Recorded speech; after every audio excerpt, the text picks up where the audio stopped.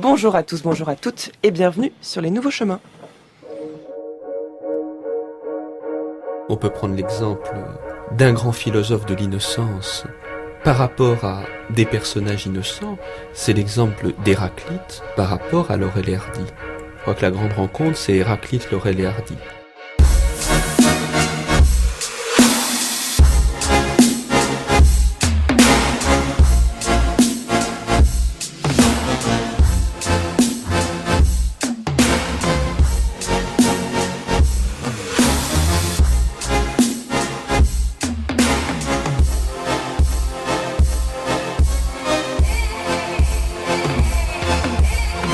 Les nouveaux chemins vous accompagnent tous les jours à 10h en direct et toutes les nuits en téléchargement.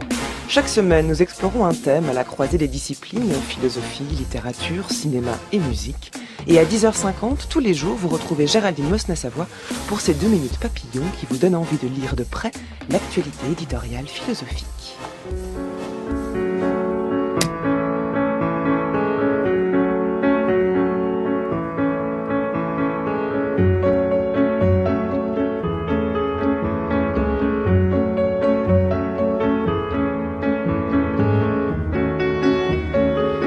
Héraclite est l'observateur désabusé de la nature humaine. Il vit vers la fin du VIe siècle avant notre ère, mais ce qu'il écrit aurait pu se trouver sous la plume de Schopenhauer ou même de Sioran. Son pessimisme est lucide et magnifique, ses phrases simples et implacables. La centaine de fragments qui nous restent peuvent être lus comme autant d'aphorismes, d'une pensée bien complète, dans l'esprit du voyageur et son ombre de Nietzsche. Le sens de ces aphorismes semble changer à chaque lecture. On n'entre jamais 2 fois dans le même fleuve et on ne lit jamais 2 fois les mêmes phrases chez Héraclite. Bonjour Heinz Wiesmann. Bonjour. Vous êtes directeur d'études à l'EHESS, du programme d'enseignement et de recherche sur l'épistémologie des sciences humaines, et vous avez publié entre autres en 2011 avec Jean Bollack, Héraclite ou la séparation, aux éditions de Minuit. Héraclite savait que la vérité est noble et que l'image qui la révèle, c'est la tragédie. Il ne se contentait pas de définir la liberté, il la découvrait indéracinable, attisant la convoitise des tyrans, perdant son sang mais accroissant ses forces, au centre même du perpétuel. Sa vue d'aigle solaire, sa sensibilité particulière l'avaient persuadé, une fois pour toutes, que la seule certitude que nous possédions de la réalité du lendemain, c'est le pessimisme. Forme accomplie du secret où nous venons nous rafraîchir, prendre garde et dormir. Le devenir progresse conjointement à l'intérieur et tout autour de nous. Il n'est pas subordonné aux preuves de la nature, il s'ajoute à elle et agit sur elle.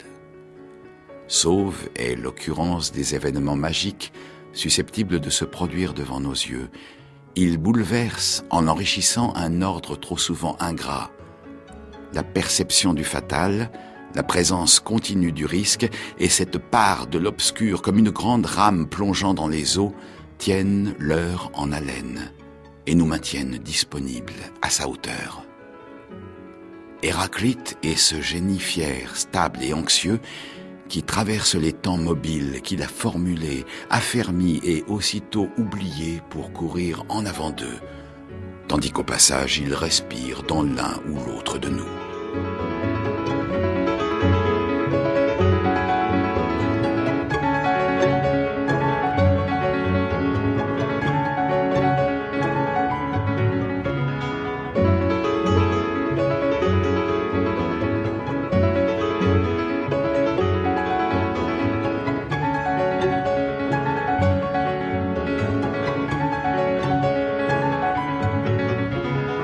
C'est René Char qui met en avant ce pessimisme héroïque d'Héraclite pour faire face à ce qu'il appelle la perception du fatal. René Char qui lui a consacré un texte intitulé Héraclite d'Éphèse, tout simplement, dans Recherche de la base et du sommet. Et de même que le texte de Char est extrêmement précis et poétique, même si ici c'est de la prose et que c'est une espèce de prose qui conduit la poésie dans la forme mais aussi dans le fond. Les textes d'Héraclite, Heinz Wiesmann, sont aussi ce mélange entre un constat très lucide qu'on pourrait qualifier de philosophique et une espèce de portée poétique qui fait que le sens n'est jamais complètement fermé. Il faut partir, à mon avis, de l'impression de pessimisme qui se dégage de ces fragments, alors que si on les lit les uns après les autres, eh bien, ce qu'on rencontre, c'est plutôt quelque chose qui ressemble à du sarcasme. Il n'y a pas cette espèce de fascination pour l'inéluctable, la perception du fatal chez Char. Il y a une tradition très ancienne qui fait d'Héraclite quelqu'un qui pleure. Eh bien, quand on le lit, il n'y a pas de larmes. Ce qu'il y a, c'est un constat extraordinairement lucide concernant notre capacité de dire ce que nous croyons être vrai. Et Héraclite soutient, depuis la première phrase du recueil qu'on a, c'est l'exorde de son, on peut même pas dire livre, de son ensemble d'apophthegmes, dès la première phrase, il soutient que lorsque nous parlons, nous ne nous entendons pas dire ce que nous croyons dire. Au cœur même du langage, ce qu'il appelle le logos ou le discours, il y a comme une faille qui fait que nous sommes éternellement séparés de ce que nous voulons dire, nous visons comme représentation, par exemple. Et donc, il y a une critique acerbe de toutes les spéculations qui l'ont précédé. Et d'ailleurs, de toutes les spéculations qui vont suivre. Parce que dans la proposition spéculative, on prétend cibler quelque chose qu'on est capable de se représenter. Alors que le langage, qui est le véhicule de cette représentation spéculative, dit très souvent autre chose, et on ne l'entend pas, que ce qu'il prétend dire. Et c'est ça l'intervention, je dirais, sarcastique ou désabusée. C'est ça, donc plutôt que de pessimisme, on pourrait parler de conscience tragique de l'existence. Ça, c'est beaucoup plus proche, parce que chaque fois, il y a comme un déchirement, quelque chose qui fait qu'alors que l'optimisme du savoir, c'est d'avoir accès à ce qui est, eh bien cet optimisme-là est évidemment désavoué par Héraclite, mais pas au nom d'un pessimisme qui, au XIXe siècle, prend cette allure héroïque chez Nietzsche, et c'est magnifique d'ailleurs. Simplement, je crois que c'est pas la tonalité véritable de ces textes, qui comportent un élément, je dirais aussi, analytique. Très souvent, ce sont des textes, d'ailleurs on va peut-être en citer quelques-uns, qui sont particulièrement loufoques. Parce que, si on parle du fragment où il soutient que les cochons s'amusent sur le fumier, alors en quoi cela relève de la philosophie? Il faut dire que dans la centaine de fragments ou d'aphorismes ou d'apophthegmes, c'est ça, pour reprendre le terme que vous avez employé, qui nous reste, donc à savoir est-ce que ce n'est qu'une partie de sa pensée ou le tout de sa pensée, nous avons une succession d'affirmations qui ont parfois une portée philosophique indéniable, qui évoquent la justice, le chemin, la mortalité, d'autres considérations qui semblent plus prosaïques concernant les médecins, concernant la peinture, concernant les porcs, vous l'avez dit, ou les cochons selon la traduction, et parfois quelque chose de beaucoup plus ludique. Nous avons toutes les tonalités sur une phrase, deux maximum en réalité. Hein. Et c'est pour ça qu'on peut lire ce texte comme une forme de poésie philosophique. Absolument. C'est-à-dire, c'est ça qui rapproche d'ailleurs Héraclite de la pratique de l'écriture qu'on a chez Nietzsche, parce que c'est aussi le refus de la totalisation optimiste ou parfois un peu bébête. La rupture est d'emblée inscrite dans le premier mot d'une phrase qu'on prononce, puisque le mot, ce qu'il doit dire, n'est peut-être pas ce qu'il dit, et l'autre qui écoute la même phrase l'entend autrement. Il y a plein d'exemples où Héraclite fait de l'étymologie. Il y a ce fragment célèbre sur l'arc, dont il dit que son œuvre est mort et son nom est vie. Parce que, en grec archaïque, l'arc se dit bios, avec un accent qui n'est pas le même accent que sur bios qui veut dire vie. Mais il joue sur cette espèce d'homophonie pour dire que quand je dis l'arc, et j'utilise le mot bios, moi je veux dire arc, donc un outil de mort. Mais quelqu'un qui m'entend parler peut parfaitement entendre vie. Et donc il y a une espèce de rupture à l'intérieur même de l'énoncé. Et c'est ça, je dirais, le conflit entre le dire et le dit. Dans un langage plus contemporain, on dirait entre le signifiant et le signifié. C'est cela, la chose que Héraclite pointe à tous les niveaux du discours tenu par les humains. politique, médicale, culturelle, avec Homère, Hésiode, etc. Pourquoi qu'est-ce qu'il reproche à Homère? Parce qu'il ne manque pas de mots durs envers Homère dans ses Oui, parce qu'Homère, c'est la Bible de l'époque. Et donc, on pense trouver dans l'Homère, c'est pour ça qu'il est rituellement récité pendant les grandes fêtes religieuses, on pense trouver dans Homère la clé de ce qui est, de ce qui nous entoure. Il est le grand sage, et ses textes sont dans les textes canoniques, comme ça a été la Bible pendant des siècles. Eh bien, Héraclite intervient dans cette fonction qu'on a attribué au texte homérique, de nous dire ce qu'il en est de ce qui est. Et Héraclite dit, mais c'est une prétention qui est absolument incompatible avec le fonctionnement du langage, qu'il appelle logos, puisque le langage se contredit. Et c'est cette contradiction qu'il met en scène. Il écrit au paragraphe 56, aphorisme 56, « Ils sont joués les hommes dans leur effort pour connaître les choses visibles. » Presque comme Homère, le plus fort de tous les Grecs, car c'est bien à lui que les enfants qui tuaient des poux disaient, le jouant, « Tout ce que nous avons vu et attrapé, cela nous le laissons, ce que nous n'avons ni pris, cela nous l'emportons. » On trouve toujours ce jeu entre deux extrêmes chez Héraclite qui l'opposent comme pour mieux les annuler en réalité. Voilà.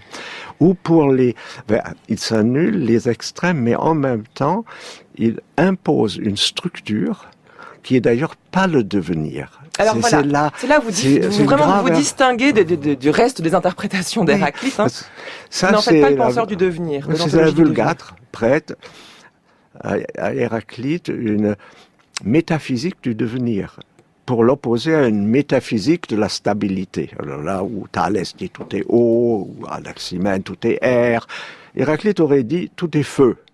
Or, la grande différence entre l'eau, l'air et le feu, c'est que le feu n'est jamais auprès de lui, à la différence de l'eau et de l'air, qui peuvent se rassembler dans une espèce d'ensemble homogène. Le feu, pour brûler, cingle vers l'ailleurs. Et ce qui permet que le feu brûle, eh bien, c'est ce qu'il va réduire en cendres. Et donc, la contradiction du logos, qu'il appelle feu, s'inscrit dans la métaphore. Le logos, c'est le feu pour lui. La raison, c'est le feu. Il appelle le logos feu. C'est pour ça que les stoïciens, qui refont une espèce de cosmologie à l'ancienne, ont fait de ce feu l'équivalent de ce que les autres appellent eau ou air. C'est-à-dire le feu, à la fin des temps, est rassemblé dans une sorte de boule, un embrasement final. Mais imaginez une fois le feu sans ce qu'il brûle. Dans ce cas, il ne brûle plus. Et donc, il y a des fragments d'Héraclite qui sont magnifiques, où il montre que si le feu a de quoi se nourrir, eh bien, il a faim. Et cette faim, c'est sa vie. Alors que dans une autre vision du feu, plus traditionnelle, stoïcienne, eh bien, quand le feu a faim, il est éloigné de lui-même, il s'échappe à lui-même, il doit revenir à lui-même pour être dans la satiété, la plénitude, qui est donc connotée positivement. C'est-à-dire que le paradoxe, c'est que le feu s'éteint lorsqu'il est repu. Mais oui. Il meurt lorsqu'il a bien mangé. Il y a un mot koros en grec qui désigne la réplétion. Et c'est négatif. C'est-à-dire quand on est replet, quand on n'a plus faim, eh bien, on flambe plus, puisqu'on a tout bouffé. Et ça, c'est extraordinaire. Il y a un fragment où il dit que les meilleurs choisissent l'un pour cingler vers le haut, tandis que la foule gît replète comme du bétail. Et donc cette espèce d'aristocratisme à l'égard de ces... Ils prennent une chose contre toutes, les meilleurs, voilà. Gloire toujours jaillissante des mortels, la masse des hommes est repue comme les bêtes. Exactement. Toujours jaillissante, ça c'est le feu. Et donc l'un en question, ce n'est pas la totalité, comme on a voulu très souvent le comprendre, puisque jusqu'à Heidegger, on soutient que Héraclite est un penseur de l'un, du tout un. Eh ben, comme chez Parménide, dont on parlait lundi dernier. Parménide refait après Héraclite, à partir d'ailleurs du langage.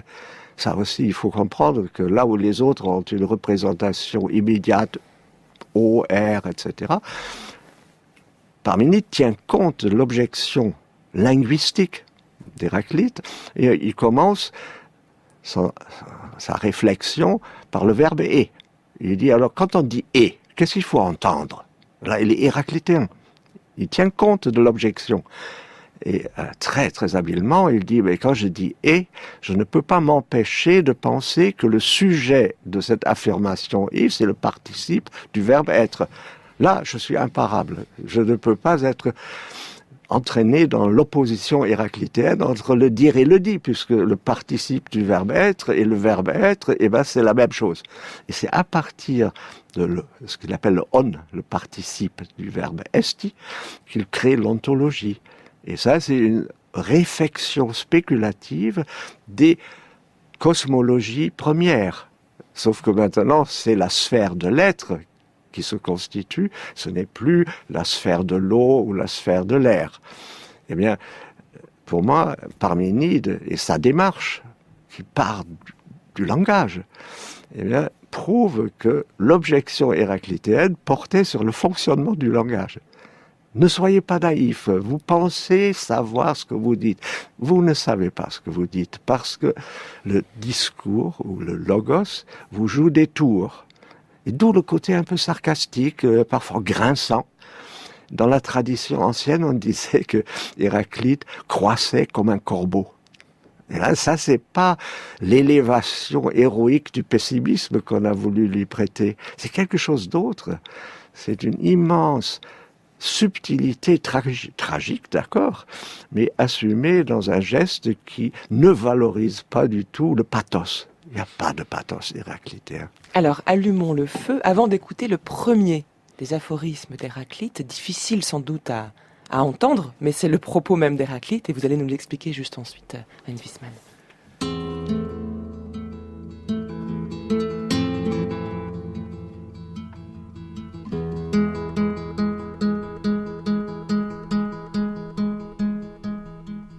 And who by a fire, who by a water, who in the sunshine, who in the nighttime, who by high ordeal, who by common trial, who in your merry, merry month of May, who by very slow decay, and who shall I say is calling? Or, du discours qui est celui-là, les hommes vivent toujours loin, par l'intelligence, avant d'écouter, comme après qu'ils l'ont écouté une première fois. Car toute chose vit suivant le discours qui est celui-là, si bien qu'on les voit, dans l'apparence, ignorer ce qu'ils pratiquent, disent et actent, tels ceux que moi-même je développe jusqu'au bout, divisant chacun selon la nature qu'il a et montrant comment il est fait. Les autres hommes ignorent tout ce qu'ils font dans l'éveil et tout ce qu'ils oublient dans le sommeil. On retrouve tout au long des aphorismes cette opposition entre l'éveil et le sommeil, et on ne sait jamais de quel côté il se situe, puisque bien souvent, on l'a dit, il essaye de réconcilier les extrêmes ou de montrer peut-être qu'ils sont, finalement, qu'ils ne s'opposent pas, qu'ils sont sur le même niveau, qui est celui des extrêmes précisément. Avant d'en venir à une explication de texte précise et lumineuse, Heinz Wiesmann, comment expliquer que le premier fragment commence par ce mot « or », c'est-à-dire « or », comme si il y avait quelque chose avant. Or, c'est le premier des aphorismes. Donc, de deux choses l'une. Soit il y a un texte qui précède qu'on a perdu, soit c'est délibéré de la part d'Héraclite. C'est une figure rhétorique qu'on trouve d'ailleurs chez d'autres, chez Parménide, mais on la trouve surtout chez Pindare, dans les hymnes. Ça consiste à suggérer à celui qui écoute qu'on s'adresse à ce qui a été dit, et donc il faut reconstruire le sens à partir du sens qu'on oppose. C'est une manière d'impliquer celui à qui on s'adresse. On lui prétend quelque chose qu'il n'a pas dit, mais qui, à travers ce qu'on va opposer, lui apparaîtra comme pouvant être dit. C'est extraordinaire comme, je veux dire, suggestion verbale par un seul petit mot. Parce qu'en grec, c'est « de ». Et le « de » s'oppose à un « men ». Le « men », ce serait quelque chose qui a été dit ou aurait pu être dit. C'est une manière d'attirer l'attention d'emblée. Or, comme si on prenait la pensée en cours de route. Oui, on implique, c'est pas un texte d'Héraclite qui précède. C'est ce que Héraclite prête à ceux qui vont l'écouter et dont il pense que ce qu'ils auraient dit ou auraient pu dire, eh bien, ce serait en contradiction avec ce qu'il leur oppose. Comme un hors-champ ou une référence intertextuelle Voilà. Silencieuse. Et donc, c'est pour ça que les textes héraclitéens ont une allure d'intervention. Ce sont des textes qui interviennent dans quelque chose qui a déjà été dit. Et dans le commentaire qu'on a fait avec Bollock, très souvent on montre qu'un fragment d'Héraclite redit une chose qui a déjà été dite, notamment des proverbes. Alors l'extraordinaire platitude apparente de certaines reprises de proverbes, eh bien, cesse d'être plate si on voit que dans la reprise d'un proverbe, Héraclite fait affleurer, par un jeu de mots en général, un sens insoupçonné par ceux qui vivent selon le proverbe. D'où le deux.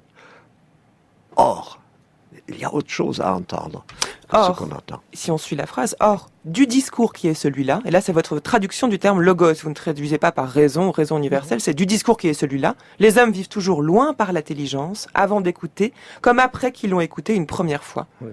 Vous affirmez, votre traduction insiste sur l'affirmation initiale d'Héraclite, c'est-à-dire que l'homme est comme séparé de ce qu'il dit. Oui.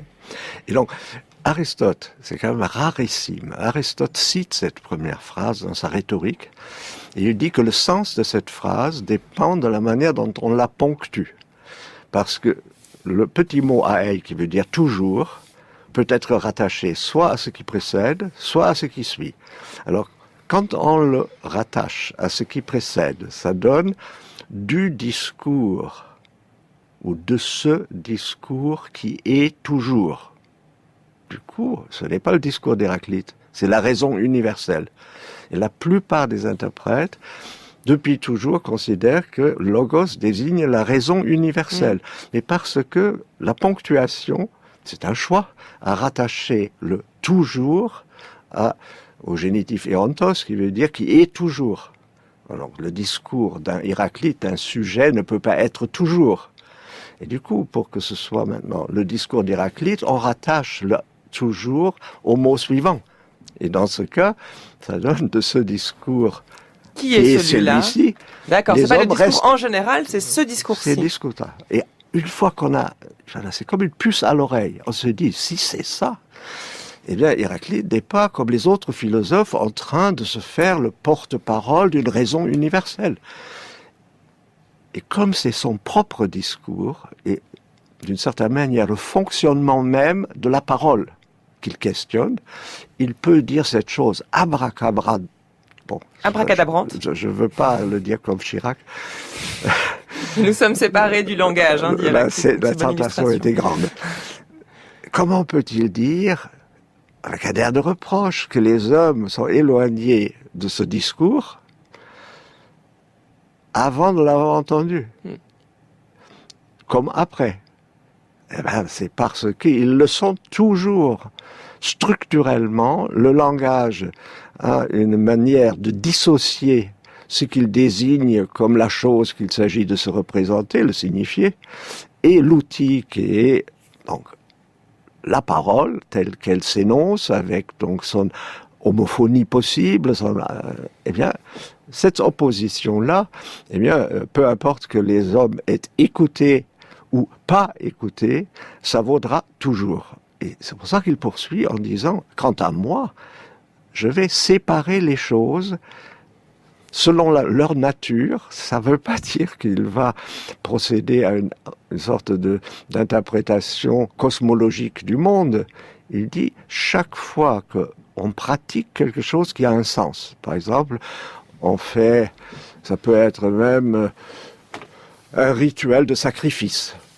Il en parle d'ailleurs. Eh bien, c'est un acte comme un acte de parole, puisqu'il s'agit de signifier quelque chose. Quand on se lave d'un meurtre en s'aspergeant du sang d'un bœuf. Héraclite dit oui, mais il ne voit pas. Il pense qu'il se nettoie avec le sang du bœuf, du sang qu'ils ont versé. Mais il ne voit pas qu'il ressemble à des gens qui entrent dans un marais pour se nettoyer de la boue. Il dit « Je pose donc deux genres de sacrifices, d'une part ceux des hommes entièrement purifiés, tels que rarement un homme singulier les accomplit, ou quelques hommes que l'on compte, d'autre part ceux qui restent dans la matière. Ouais. » Et plus loin, il dit « Voilà, ceux qui sacrifient leurs victimes pensent se nettoyer avec le sang de leurs victimes. » Voilà, exactement.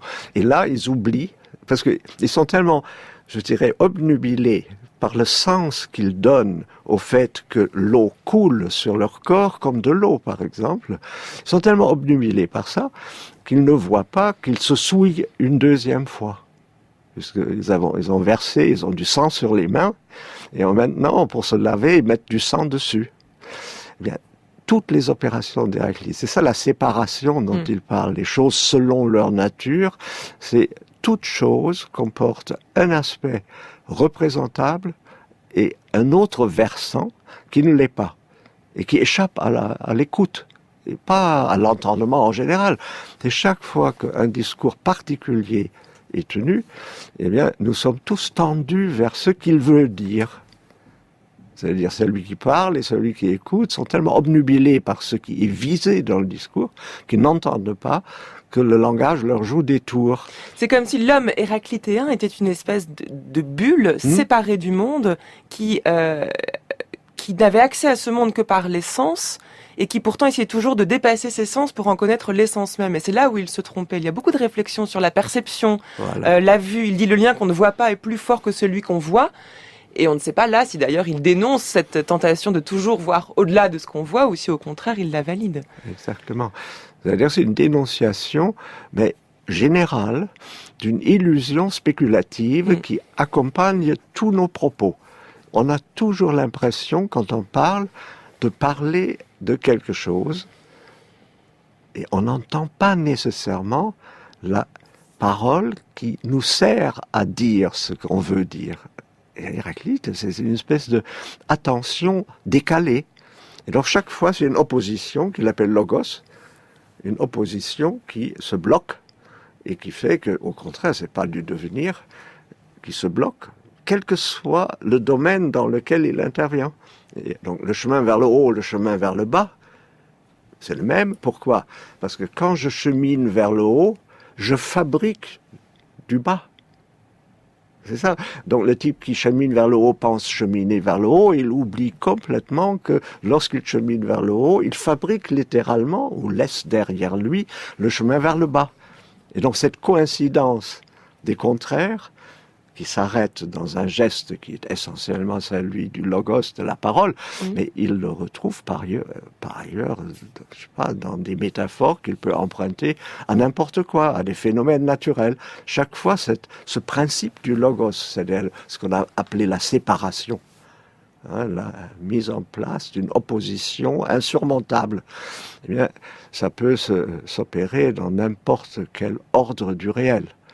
Et c'est pour ça qu'il dit dans ce premier fragment qu'il va séparer les choses selon leur nature. Les deux que voici, l'homme qui rit, celui d'Abdère, Démocrite, et l'homme qui pleure, celui d'Éphèse, Héraclite. Des deux, je veux faire un seul lot pour la vente. Descendez tous les deux au milieu du public. Zeus, quel contraste! L'un ne cesse de rire, l'autre a l'air d'être en deuil de quelqu'un. Il ne fait que pleurer. Qu'est-ce que tu as, toi? Qu'est-ce qui te fait rire? Tu le demandes? C'est que tout me semble risible. Vous-même autant que ce que vous faites. Comment cela? Tu te moques de nous tous et tiens pour rien ce que nous faisons? Exactement. Il n'y a rien de sérieux là-dedans. Et tout n'est que vide, mouvement d'atomes, infini. Et toi, pourquoi pleures-tu, mon brave? Car je crois bien préférable de causer avec toi.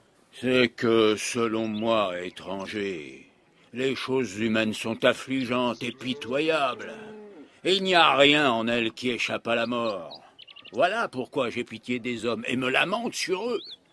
Le présent me paraît peu de choses, mais l'avenir, complètement sombre. J'y vois l'embrasement et la fin tragique de l'univers. Je pleure aussi de voir que rien n'est stable, que tout se mélange en une espèce de bouillie, et que tout revient au même, agrément et désagrément, connaissance et ignorance, grand et petit, haut et bas. C'est une ronde, un chassé-croisé dans le jeu de l'éternité. Qu'est-ce que l'éternité? Un enfant qui s'amuse, il joue avec les pions, les écarte, les rapproche. Et les hommes, qui sont-ils? Des dieux mortels. Et les dieux? Des hommes immortels. Rien de ce que tu dis n'est clair. C'est que je ne me soucie pas du tout de vous. Bah, alors personne de sensé ne t'achètera. Encore des invendus qui nous restent sur les bras.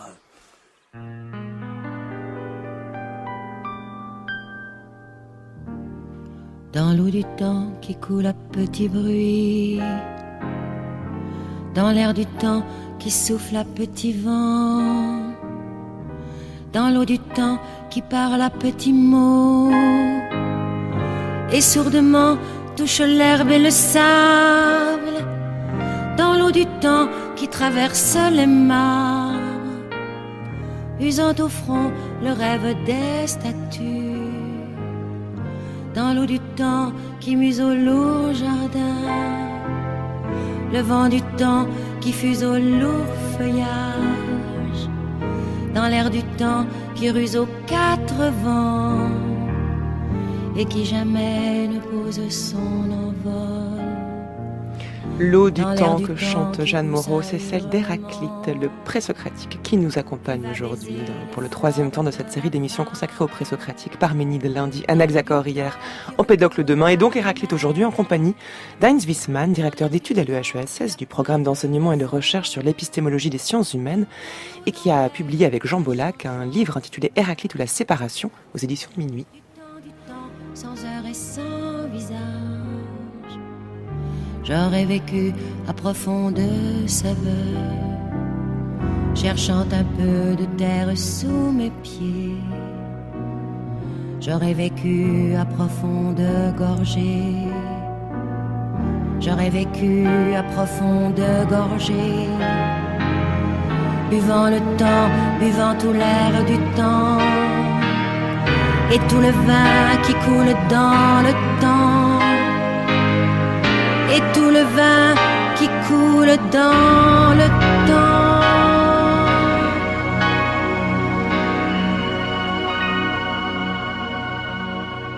Si vous prenez vos distances, Heinz Wiesmann, avec une interprétation ontologique des textes d'Héraclite, comment est-ce que vous interprétez ce fameux, célèbre fragment « On n'entre jamais deux fois dans le même fleuve », si ce n'est comme le constat d'un devenir qui sans cesse nous échappe?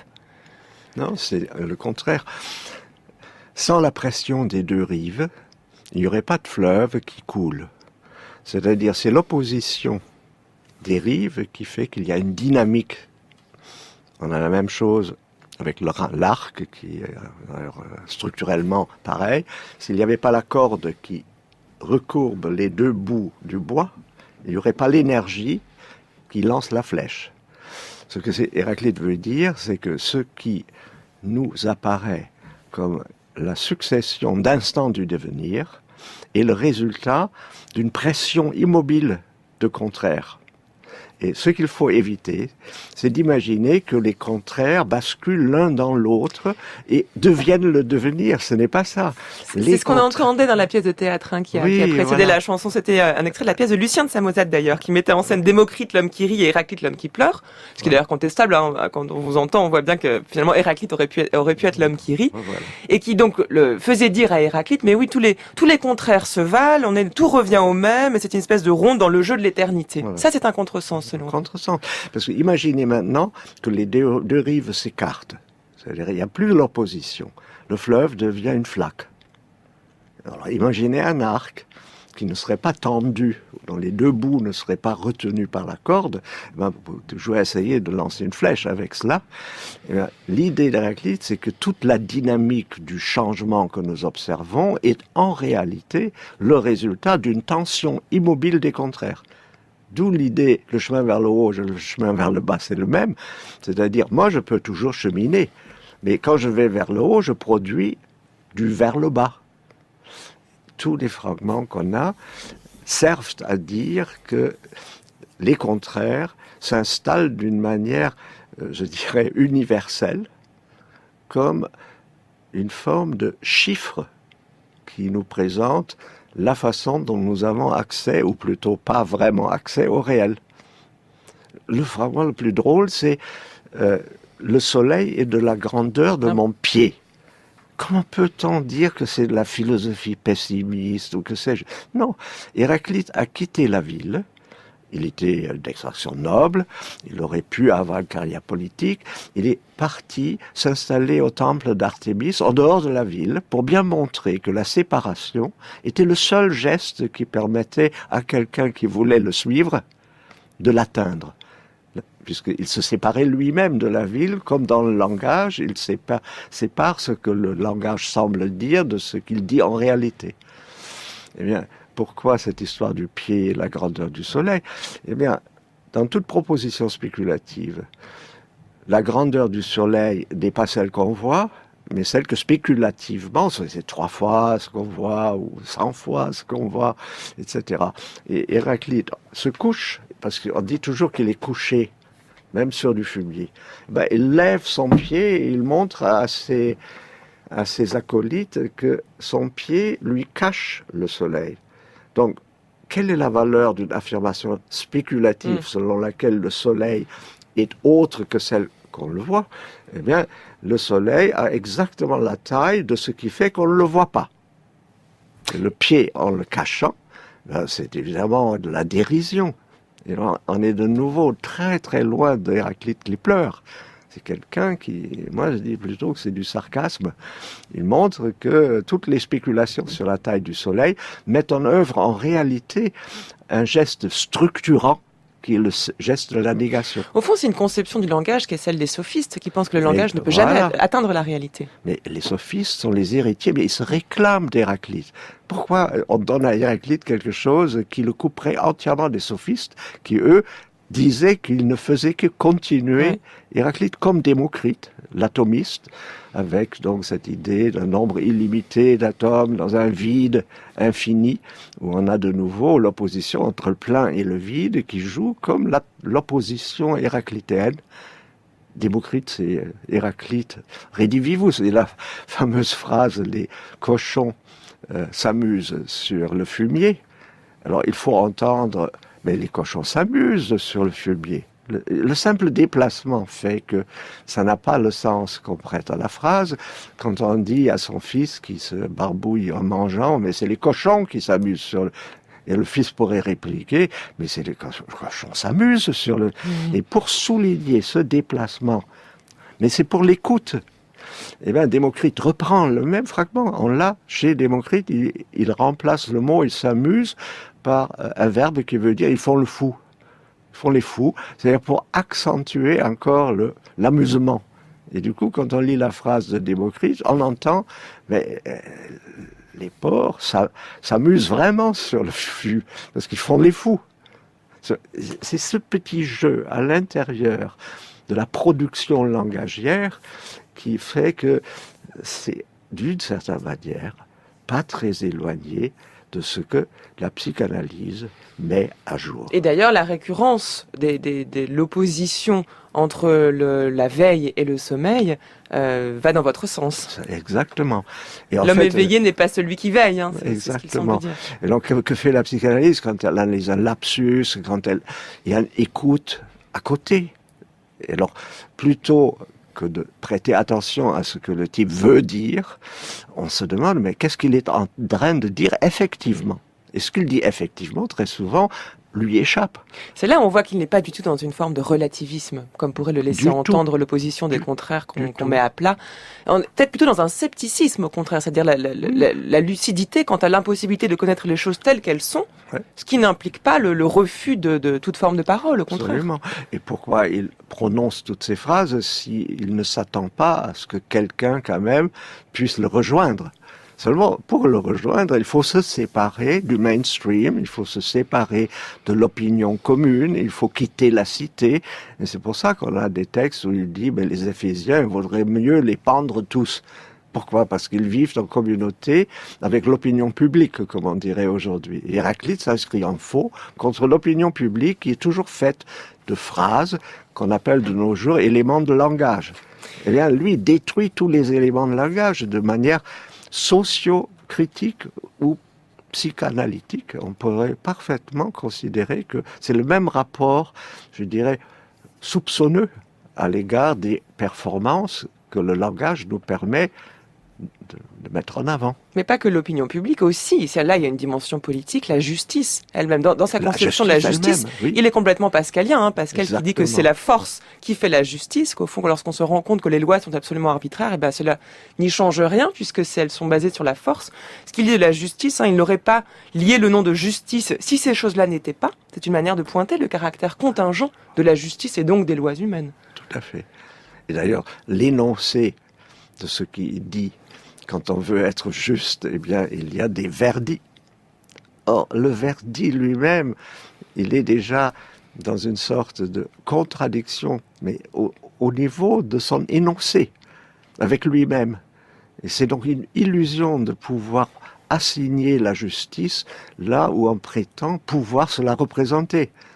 C'est-à-dire, dans le verdict, dans l'énoncé, on pointe une réalité que l'on on pourrait dire qu'on hypostasie comme étant la réalité du crime, de la punition, etc. Mais avec une analyse du langage qui est utilisée dans un tribunal, eh bien, on est soudain incité à se demander si ce qu'on prétend être juste et vrai n'est pas tout simplement la partie visible de quelque chose qu'on se cache.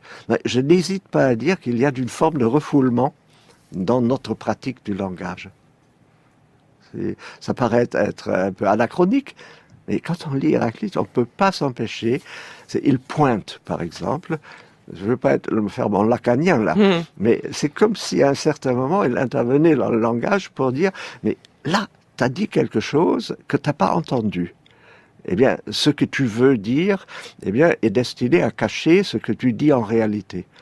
Eh bien, toutes les interventions d'Héraclite dans cette structure-là, d'où leur valeur intemporelle, parce qu'elles sont absolument paradigmatiques et n'ont rien à voir avec une métaphysique quelconque, avec une volonté de dire la nature des choses, leur essence, comme un devenir inexorable, avec tout ce que ça entraîne comme attitude, plus parfois défaitiste, on pleure, tantôt héroïque, parce qu'on assume, ça c'est Nietzsche. Non, ça n'a rien à voir avec une métaphysique. C'est plutôt très proche de la pratique des sophistes, qui, eux, considèrent que le langage permet de produire du réel. Ce qui signifie que derrière l'un, UN, qui serait comme le principe premier, on l'a vu chez Parménide, il faut entendre non pas, disons, un 1 qui serait celui de la totalité, de la totalisation même du réel, mais au contraire, le 1 de l'unicité, de la singularité. Exactement.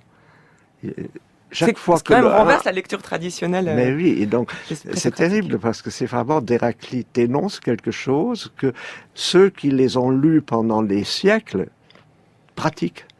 Et donc c'est une sorte de trahison absolue, mais elle est induite par le fait que Héraclite répète ce que les gens disent en déplaçant l'accent, en jouant sur les mots pour montrer la contradiction dans l'addiction. Eh bien, ceux qui lisent ça reprennent ce que Héraclite dénonce et le lui prête. Eh bien, ça a quelque chose de à la fois tragique et de comique. Parce que Héraclite, en réalité, eh bien, dans la mesure où il n'a pas de vérité à lui, puisqu'il dit que toute spéculation est d'une certaine manière condamnée par le fait que le langage lui joue le tour qu'on a décrit là. Eh bien, il ne va pas se mettre maintenant à dire « je connais la totalité du réel, je vais vous dire ce que c'est », etc. Non, il ne peut pas. Mais celui qui le lit dans la tradition qui est née très très tôt, mais que les stoïciens ont en réalité cimenté. C'est ça, c'est la lecture stoïcienne qui a conduit au contresens. C'est la lecture stoïcienne pour laquelle le logos, c'est le cosmos, c'est la loi du tout, et le feu, c'est dans l'embrasement final, le retour de l'un à lui-même. Et pour Héraclite, ce retour totalisant à soi est impossible. Nous sommes fêlés, nous sommes séparés de nous-mêmes, nous sommes dans le langage irrémédiablement réduits à constater que on ne peut pas recoller le réel de manière à ce qu'il devienne une représentation homogène, parfaitement rassurante. D'où les fragments. D'où les fragments, qui sont eux-mêmes la trace de ce geste. Oui. Go and get your thing together, brother.